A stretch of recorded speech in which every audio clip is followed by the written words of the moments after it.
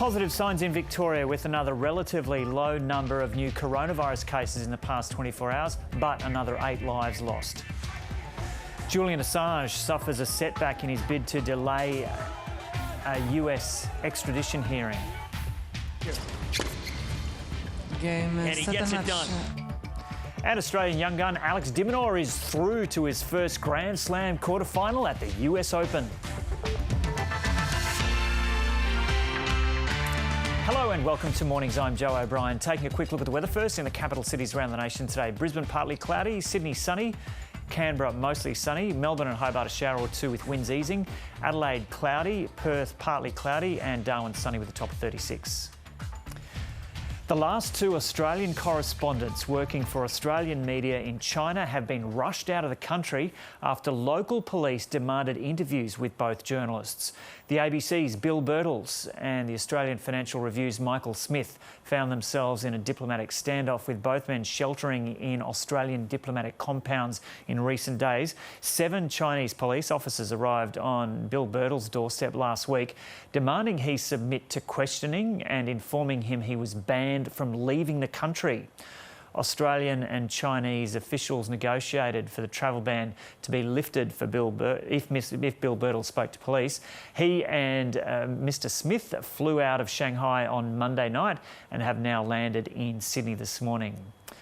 It's very disappointing to have to leave under those circumstances, and it's a relief to be back in the country with genuine rule of law, but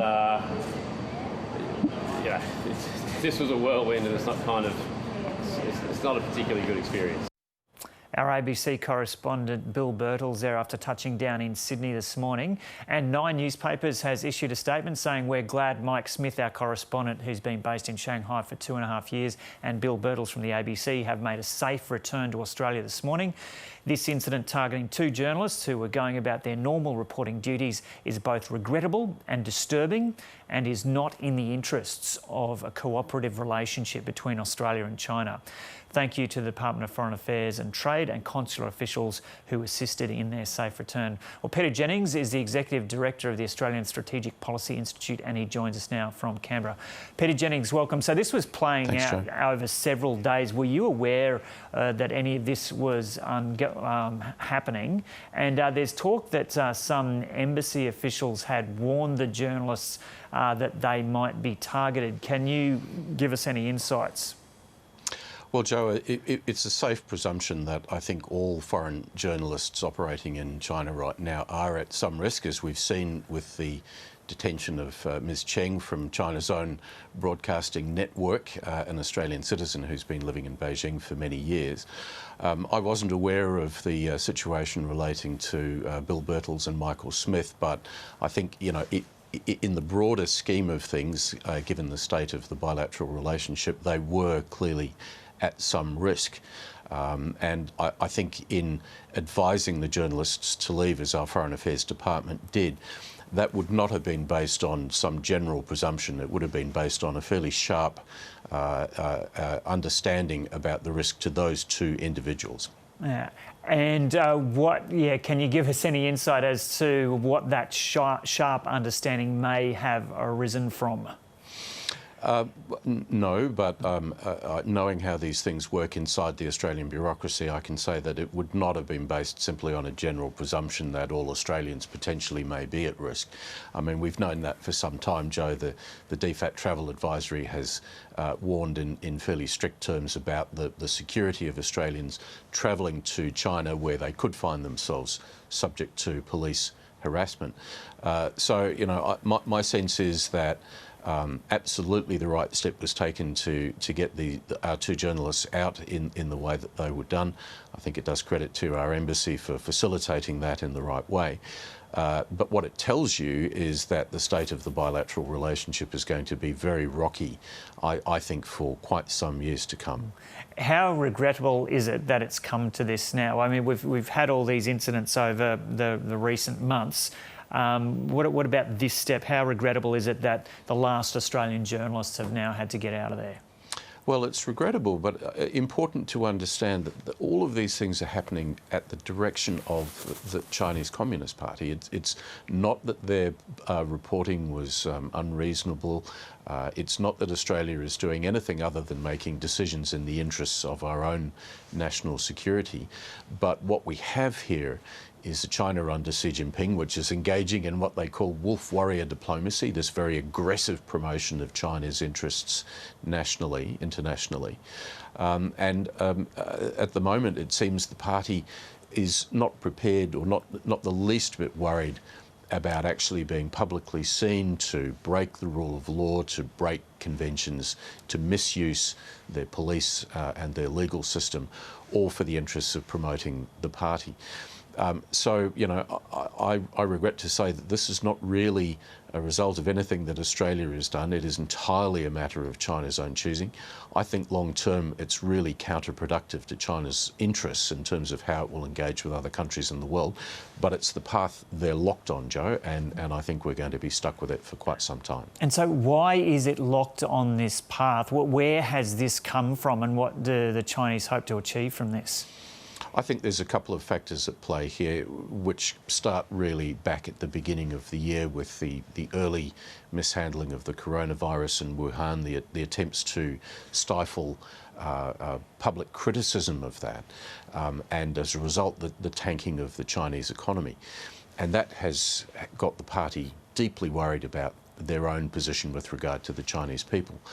Then the second factor, I think, is the psychology of Xi Jinping. I think, you know, we've seen since 2012 Xi Jinping has cemented himself into being the most powerful authoritarian leader in China since Mao Zedong. Xi is now locked on a path of his own personal authority where really no one inside the party is able to criticise him or say that what he's doing is wrong.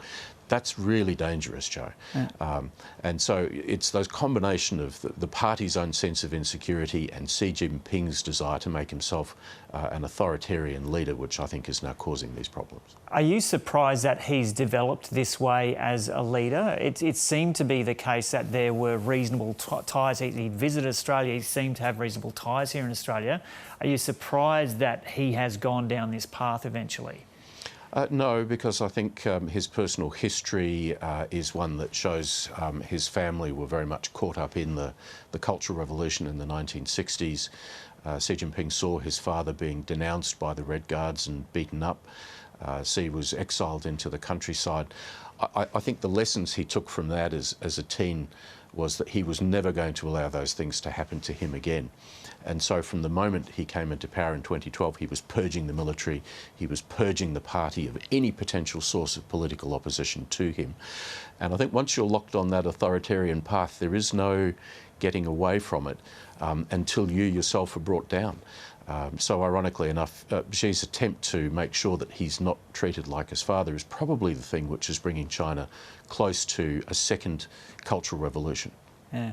And so the Deputy Head of Mission from China here in Australia made that speech to the National Press Club in the last couple of weeks, and one of the key lines out of that was that China was deeply hurt about Australia's efforts to bring attention or bring support for an investigation into how coronavirus started.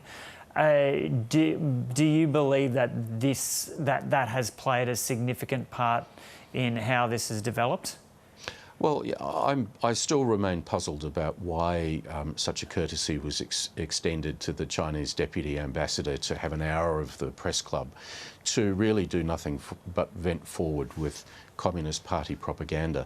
But he did submit to questions, and it's important to hear. It's very rare that the Australian public gets to hear from people like that. Well, and so surely it's good to actually hear. At the time we were hearing from Mr Wang about the fraternal relationship that should exist between China and Australia, we knew, or at least it was known inside the Australian government, that Ms Cheng from CNBC had been detained. Right. And yet, you know, here we are allowing what really is just a propaganda play to evolve in Canberra.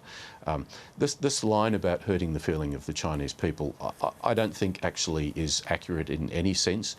average Chinese people have a pretty high regard for Australia, for our environment, for our products. They like to consume those things which are now being banned by the Communist Party. What the party is attempting to do when it says these things is to align the party precisely with the people. So if you hurt the feelings of the party, you hurt the feelings of the Chinese people. It's just propaganda. And really the message there is, if you do anything that the party doesn't like, well, forget the rule of law. We can arrest your journalists, we can threaten your journalists, we can ban your products, we can do anything that suits the interests of the Communist Party under the guise of, you know, faked up charges or faked up trade concerns. We're dealing with a country that is simply not operating according to the rule of law as we know it, and we need to start understanding that point and behaving appropriately in response. And how does this, looking at the bigger picture, how does this bode for what's likely to happen in the South China Sea? That's often identified as the having the most potential for the next global hotspot in terms of conflict. Taking into account what you've said about the attitude of Xi Jinping and how China is positioning itself, what's the potential for things to go horribly wrong in the South China Sea in the coming decade? I think there's quite serious risks of that, Joe. In the South China Sea, we've seen a steady build-up of Chinese military capability there, not just constructing the islands, but locating aircraft there and anti-aircraft and anti-ship missile systems.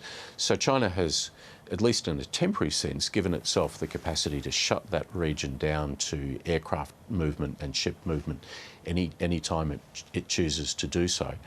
And then just a little north of that location, you have Taiwan, where increasingly we've seen aggressive moves on the part of the Chinese military to move into Taiwanese airspace and sea space. All of this is building the foundations for a potential military crisis. I don't think in the next decade, I think in the next 12 months. Next 12 months? Yeah, and well, maybe even sooner, Joe, because we have an American presidential election coming up in 90-odd days. Quite likely a transition where there will be ambiguous American political leadership.